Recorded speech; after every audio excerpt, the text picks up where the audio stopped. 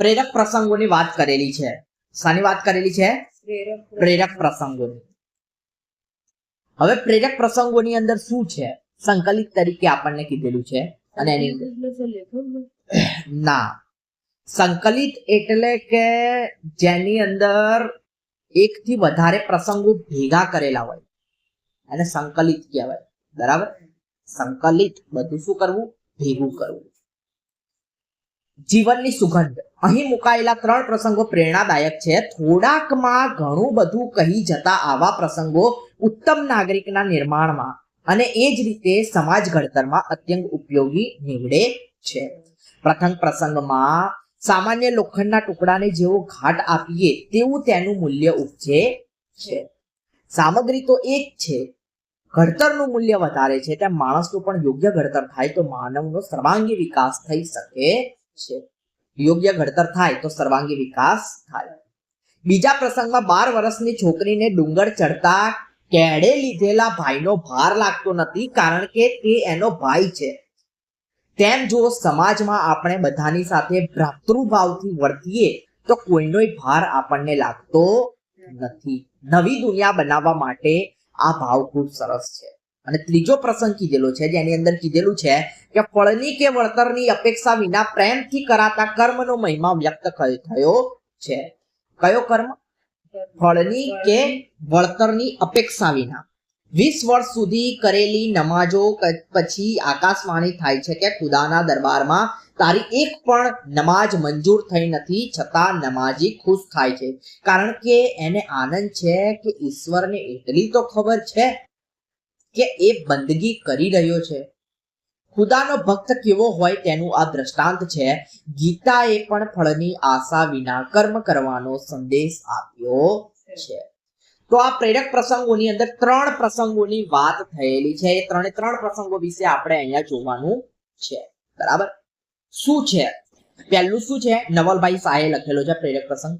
લોખંડનો એક ટુકડો વેચો તો તેનો 1 રૂપિયો ઉપજે, તેમાંથી ઘોડાની નાળ બનાવીને વેચો તો 2.5 રૂપિયા ઉપજે, તેમાંથી બધી સોય બનાવી નાખો તો 600 રૂપિયા ઉપજે, અને નાળ કે સોયને બદલે ઘડિયાળની ઝીણી ઝીણી કમાન બનાવી નાખો તો 50,000 રૂપિયા ઉપજે. લોખંડ તો એનું એ અને એટલું જ છે, તેનું ઘડતર કરો તેવું તેનું મૂલ્ય. માણસ વિશે પણ એવું જ છે. તો નવલભાઈ શાહ શું કહેવા માંગે છે? નવલભાઈ શાહ અહીંયા એમ સમજાવે છે કે ઘડતર બરાબર, જેવું ઘડતર હોય એ પ્રમાણે વ્યક્તિનું નિર્માણ થતું હોય છે. બરાબર? લોખંડનું ઉદાહરણ આપેલું છે કે લોખંડનો ટુકડો એક જ છે, પણ પછી એને ઘોડાની નાળ બનાવીને વેચો તો એની અલગ કિંમત થઈ જાય. બરાબર? સોય બનાવો અલગ કિંમત થઈ જાય, અને ઘડિયાળની અંદર ઝીણી ઝીણી કમાન બનાવો તો એની અલગ કિંમત થઈ જાય. બરાબર? તો કહેવાનો મતલબ શું છે કે વ્યક્તિ એક જ હોય પણ એનું જો ઘડતર અલગ અલગ રીતે થતું હોય છે. બરાબર? એક જ વ્યક્તિ અલગ અલગ, જેવો આપણને જેમ કે તારું ઘડતર છે, બરાબર, એ અલગ રીતે થયું હોય, તારા કોઈ ફ્રેન્ડ હોય એનું ઘડતર અલગ રીતે થયું હોય. બરાબર? તો ઘડતરનો આધારે આપણે કહી શકીએ કે વ્યક્તિનું નિર્માણ કેવી રીતે થયું હશે. બરાબર? અને એ આપણને અહીંયા સમજાયેલું છે. કઈ રીતે સમજાયેલું છે? લોખંડના ઉદાહરણ દ્વારા સમજાયેલું છે. કે લોખંડના ઉદાહરણ દ્વારા આપણને કીધેલું છે કઈ રીતે ઘડતર બહુ જ જરૂરી છે. બરાબર? તો વ્યક્તિ, જેમ કે આપણને એવું પણ ઉદાહરણ જોવા મળે છે. બરાબર? કે વરસાદ આવે, બરાબર, તો વરસાદની અંદર જે વાદળ હોય, વાદળમાંથી જે પાણી ટપકે, બરાબર, તો પાણીની એક બુંદ, બરાબર, એક બુંદ એ જમીન ઉપર પડી જાય અને એનું કઈ અસ્તિત્વ બચતું નથી. પણ એવી જ બીજી બુંદ છે, બરાબર, જે પેલું કાચલું આવે, કાચલાની અંદર જઈને મોતી બની જાય. બરાબર? તો બુંદ તો શું છે? એ જ છે. બરાબર? પણ એ ક્યાં પડે છે એના ઉપર આધાર રાખે છે. એવી જ રીતે આની અંદર બી આપણને કીધેલું છે. આની અંદર શું સમજાવવા માંગે છે? આની અંદર બી એ જ સમજાવવા માંગે છે કે વ્યક્તિનું ઘડતર કઈ રીતે થાય છે. વ્યક્તિનું ઘડતર જો વ્યવસ્થિત રીતે થાય તો એનો સર્વાંગી વિકાસ થઈ શકે છે. પછી છે ડુંગરનું ચઢાણ આકરું હતું, સૌ યાત્રાળુ મોં પર થાકના ચિહ્નો દેખાતા હતા. બધાની સાથે 12 વર્ષની એક છોકરી પણ ચડતી હતી. કેડે 4 વર્ષનો છોકરો તેડ્યો હતો. કોઈને દયા આવી. પૂછ્યું, અલી આ છોકરાને તેડીને ચડે છે તો તને ભાર નથી લાગતો? છોકરીએ જવાબ આપ્યો, ના રે, ભાર શાનો? એ તો મારો ભાઈ છે. દરેકને ભાઈ સમજીએ તો કોઈનો ભાર ન લાગે. એટલે અહીંયા ભ્રાતૃભાવની વાત થયેલી છે. બરાબર, કે જ્યારે તમે બીજા સાથે સારા સંબંધ રાખો છો, બરાબર, તો તમને એ સંબંધમાં ભાર લાગતો નથી. બરાબર, સારા સંબંધ રાખો તો ભાર ક્યારે તમને લાગે? જ્યારે તમે તમારા ઘરમાં જ છો. બરાબર, હવે તમારા ઘરમાં 4-5 જણા હોય અને 4-5 જણા એકબીજા સાથે વ્યવસ્થિત રીતે વાતચીત ના કરે તો તમને કેવું લાગે? ભારે ભારે લાગશે. બરાબર, આ તો કઈ બોલતો નહીં યાર, આ તો કેવું, બરાબર, તો ભાર લાગે. પણ 4-5 જણા પ્રેમથી એકબીજા સાથે વર્તા હોય તો જે કામ તમારું 1 વર્ષમાં થવાનું હોય, 1 વર્ષમાં થવાનું હોય એ તમારું અડધા વર્ષની અંદર, 6 મહિનાની અંદર, કારણ કે પ્રેમથી તમે એકબીજા સાથે વાતો કરો, બધા એકબીજા સાથે જોડાઈ જાઓ અને કામ શરૂ કરી કાઢો તો પછી ફટાફટ એ શું થઈ જતું હોય છે? કામ પૂરું થઈ જતું હોય છે. બરાબર, તો અહીંયા આપણને કીધેલું છે, શું કીધેલું છે?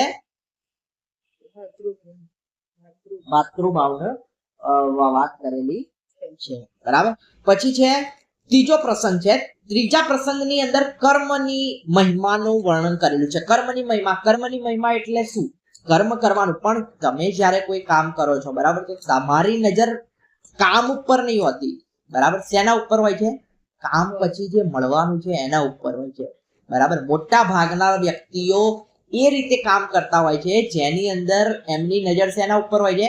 કામ પછી જે મળવાનું છે એના માટે એ કામ કરતા હોય છે. બરાબર, તો કામને એ પછી જસ્ટિસ કરી શકતા નથી. બરાબર, તો અહીંયા આપણને શું કીધેલું છે કે કર્મ કરવાનું છે, એવી રીતે કરવાનું છે, બરાબર, કે ફળની અપેક્ષા રાખવાની નથી.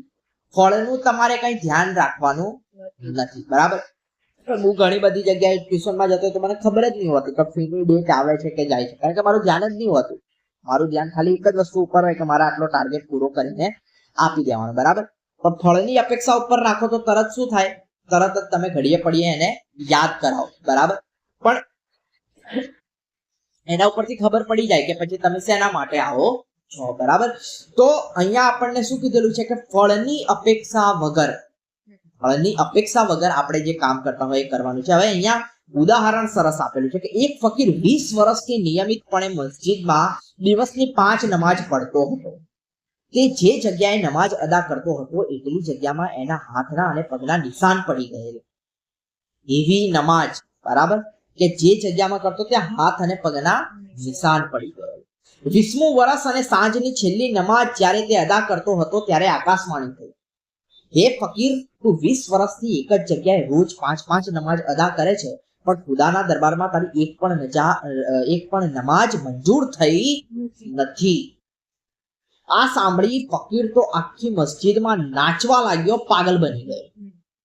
એક મૌલવી બાજુમાં ઉભેલા એ કહે, અરે બેવકૂફ, તારે તો રડવું જોઈએ. શું નાચે છે? કેમ? 20 વર્ષથી તું નમાજ પડે છે અને ખુદાએ તારી એકેય નમાજ કબૂલી નથી, તો તારે આંસુડા પાડવા જોઈએ અને તું હસે છે. ફકીરે જવાબમાં કહ્યું, આજે તો મારું જીવન ધન્ય થઈ ગયું. મારી બંદગી કબૂલ થાય કે ન થાય એની કોને પરવા છે, પરંતુ ખુદાને એટલી ખબર તો છે જ કે હું નમાજ પઢી રહ્યો છું. મારે માટે તો એટલું બસ છે. ફળ મળે કે ન મળે એની શી જરૂર છે?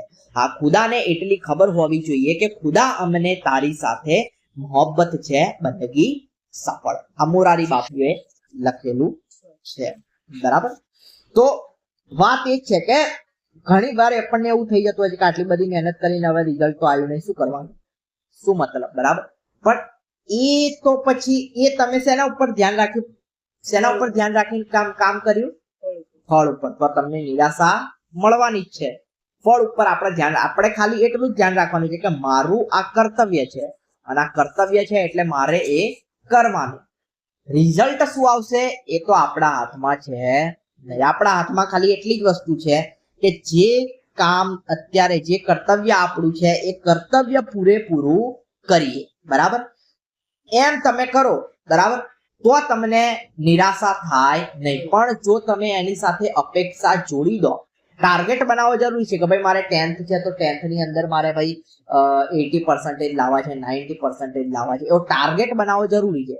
પણ ટાર્ગેટ બનાવ્યો અને એ ટાર્ગેટ પ્રમાણે રિઝલ્ટ ના આવે તો હતાશ થવાની જરૂર છે નહીં. તો અત્યારે આપણે એમ વિચારવું પડે કે ના આટલું તો થઈ ગયું, આટલું અચીવ કર્યું, એ બી બહુ મહત્વનું છે. બરાબર. તો અહીંયા બી એ જ વાત અહીંયા આપણને કીધેલી છે કે 20 વર્ષ અને 20 વર્ષ સુધી તમે નમાજ કરી હોય ને પછી તમને ખબર પડે કે તમારે તો કોઈ નમાજ એક્સેપ્ટ જ નહીં થઈ, તો ઘણા લોકો તો શું થઈ જાય, બરાબર, કઈ બી કરી દે છે. કારણ 20 વર્ષની મહેનત પાણીમાં ના ચાલે. બરાબર. પણ આ પોઝિટિવ વ્યક્તિ છે. બરાબર, આશાવાદી કહેવાય. શું કહેવાય એને? આશાવાદી. કે શું જોવે છે? કઈ નહીં, નોટિસ તો કરી. બરાબર. થોમસ આલ્વા એડિસને કેટલા 100 પ્રયોગો કરેલા. હવે 100 પ્રયોગો કરેલા, એની અંદર 99 વખત તો એ ફેલ ગયો. બરાબર. તો ઇન્ટરવ્યુઅરે પૂછ્યું કે તમે તો 99 વખત ફેલ થઈ ગયા, તો એનો આન્સર શું હતો? 99 વખત ફેલ નહીં થઈ ગયો, 99 વખત મેં એ શીખ્યું કે આ બધી વસ્તુઓથી બલ્બ ચાલુ થશે નહીં, અને 100મી વખતે મને પરફેક્ટ બલ્બ મળી ગયો. બરાબર. તો ઘણું બધું શીખવે છે પ્રેરક પ્રસંગો આની અંદર. ફકીર કેટલા સમયથી નિયમિતપણે મસ્જિદમાં નમાજ પઢવા જતો હતો? 10 વર્ષથી, 15 વર્ષથી, 20 વર્ષથી, 12 વર્ષથી? ફકીર 20મા વર્ષની એક સાંજની છેલ્લી નમાજ અદા કરતો હતો ત્યારે કઈ ઘટના બની? ફકીર મૃત્યુ પામ્યા, આકાશમાંથી વરસાદ થયો, ફકીર રડવા લાગ્યો, આકાશવાણી થઈ. ફળ મળે કે ન મળે એની સી જરૂર છે, હા ખુદાને એટલી ખબર હોવી જોઈએ કે ખુદા અમને તારી સાથે મોહબ્બત છે, બંદગી સફળ. આ વાક્ય ફકીર કોને કહે છે? ખુદાને, સંતાનોને, સ્વજનોને, મૌલવીને? ફકીરના પ્રેરક પ્રસંગના કર્તાનું નામ જણાવો. મોરારી બાપુ, સ્વામી આનંદ, સ્વામી સચ્ચિદાનંદ, રામાનંદ. જીવનની સુગંધ પ્રસંગમાં માણસનો સર્વાંગી વિકાસ થાય તે માટે તેનું ઉદાહરણ આપવામાં આવ્યું છે. સોનાના ટુકડાનું, પથ્થરના ટુકડાનું, લોખંડના ટુકડાનું, લાકડાના ટુકડાનું. બીજા પ્રસંગમાં નવી દુનિયા બનાવવા માટે લોકોમાં કયો ભાવ હોવો જોઈએ? આતિથ્ય ભાવ, પિતૃભાવ, માતૃભાવ, ભ્રાતૃભાવ. નમાજ અદા કરનાર ફકીર કેમ ખુશ થાય છે?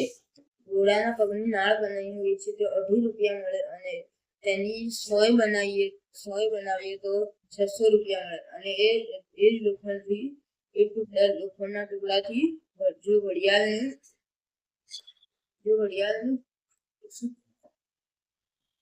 ઘડિયાળનું કમાન બનાવીએ તો 50,000 મળે. આમ લોખંડ તો આમ એક ને એક લોખંડથી લોખંડ એક જ હતું, પણ ઘડતર દ્વારા તેના ઘડતરથી વધુ પૈસા મળ્યા. તેથી લેખક સમજાવે છે કે માણસના ઘડતરથી. બરાબર છે. લોખંડ તો એનું એ જ છે, તેનું ઘડતર કરો તેવું તેનું મૂલ્ય. કોઈએ ડુંગર ચડતી છોકરીને શું પૂછ્યું? છોકરીએ તેનો શું જવાબ આપ્યો? કોઈએ ડુંગર પર ચડતા હતા, ત્યાં એક નાનકડી 12-13 વર્ષની છોકરી તેના નાના ભાઈને કેડમાં તેડીને લઈ જતી હતી. કોઈને દયા આવી અને તેને છોકરીને પૂછ્યું કે તને ભાર નથી લાગતો? છોકરીને તેનો જવાબ આપ્યો કે આ તો મારો ભાઈ નાનો, શું ભાર લાગ્યો.